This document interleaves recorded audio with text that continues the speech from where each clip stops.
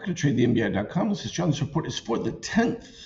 Well, we can see that we made new lows, so the weakness from MBI White continued, but as you can see now, it's dipped below magenta, so that's kind of faded, but then we turn to the DOC and we're still orange stuck between the two, so that's just a continuation zone. No change from that standpoint. We get subtle improvement from midterm buyers, but still negative 17 for long-term buyers. It's kind of just a death zone, and you can see it here with the shakeout. Still minus 16 underneath the 13, so no real benefit. We're still going to get back and forth of that, long trade, but it does put any upside pressure of the 23% likely to succeed. So we'll see if that is able to develop any momentum, but at this particular stage, nothing yet. What we're looking for would be to see an orange dip corresponding with a rise in DOC green here and or red. Both would definitely change things, and it's just sort of this fillback malaise that's taken place. There's no real understanding yet of how things are going to play out. The tariff game is still live and active, and until that's settled, the market really is sort of in a quandary. The Fed has sort of been absent from all of this, where it seemed like the Fed dominated for all of the last several years, has just sort of become insignificant and quiet at this particular stage. Canada got their new PM, so we'll see how that plays out. He's a technocrat in banking, so will he be able to make a deal with Trump on the tariff situation, and how those negotiations go really affect a lot of the situation. It's a strong arm tactic, but at the end of the day, any retaliatory moves is just going to hurt the smaller economies. It's a game they really can't win all that well. So from an NQ standpoint, you can see it's still a little bit stronger because MBI White is still leading. So that puts a little bit of downside pressure on things. Though you can see there's a bit more compression when you look at the DOC. So it won't take much to see a crossover of orange in either direction. And this particular stage, again, we're still in that negative continuation zone. So until they're able to put something together from a broader perspective, I'm not going to change. Treasuries, again, stuck nowhere. Money's just kind of parking there, waiting to see how things start to shake out. Economically, the readings that we've gotten so far aren't anything, but it's going to take some time before you clear out the old numbers and they start to go through and see actually what's going on. What you do see is a reduction in federal workforce and that's starting to begin its move a long way from even getting close to reducing from the levels that have been added to over the last 4 years. So they're behind the curve on that. The same with the deficit. It's not going to change. Though if you do start rolling back the idea of military spending and stuff like that, you could save quite a bit of money there. From an oil standpoint, it's not enough movement to really help.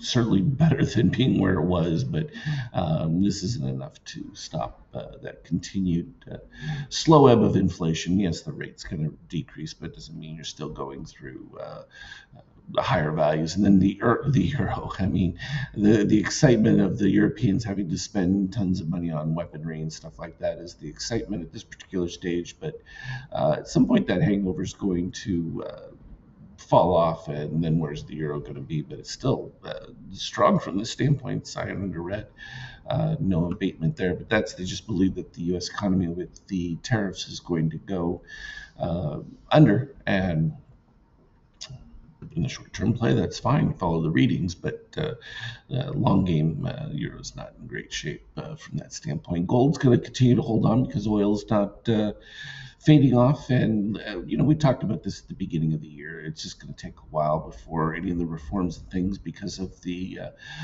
blocks and stalemates that were put in place, as well as now the court challenges, and these all just take time, and that's the whole goal. I mean, your idea is just you need by a year, and then you have midterms coming up, and so that alters everything. Of course, there was so much excitement from the crypto community that they thought something unique was going to happen, and it didn't quite live up to their vaulted expectations. Now, we had seen a fill of positive extremes all the way going back to the early November. There's still the one left, but that would take you quite a ways down here. You'd have to get down into the low 70s for that. Not far away. I mean, any break of support at this particular stage with MBI white leading, you still have magenta over, so it's usually enough to kind of hold support. But if it breaks down a little bit further, then you'll see the definite break of the zero. But overall, that pretty clean action, at least from a reading standpoint, and definitely the weaker side of it has been ETH not able to maintain itself and still looking perceptually weaker than the other cryptos. So, those realities. But when we look at it from an intraday, you can see we have the softness, and then as soon as I get too many puts, and there's been just a massive amount of put action relative, and so you need that flip on the call side, and so they can at least moderate that intraday even within a broad stance of put action. So it's fairly orderly from a descent standpoint. If we go all the way back to the beginning of March here, you start to look at it and you get these individual pops, and that's enough for the dealer brokers to handle the fade, and it's pretty orderly from that standpoint. You can see right now we're just looking at 50% here. MBI white about to take over. Magenta is below yellow since continued weakness at this particular stage. Not likely that 50% line will hold at that particular level. From a current market standpoint, you can see the European session in a little bit of a fade at this particular stage. If we go back to Friday's action, you can see how that turnaround took place. So we started off early on with nice excitement, and that faded completely. And once they got down into the lows, Magenta finally took over here right at the 23%, and that was enough to drive short cover rally, and that worked out pretty well until after the close. They just sort of brought it all the way back down to it. So the give and the take, but overall intraday, again, this volatility is phenomenal. I mean, the market already at this particular stage already off 40 some from the close, which is just a return all the way back down to the mid-range of where we were before. We're almost back at the lows from Friday. So all good action. As always, though, anything relevant, I'll put on the Skype chat for you. Have a good one. Trade well.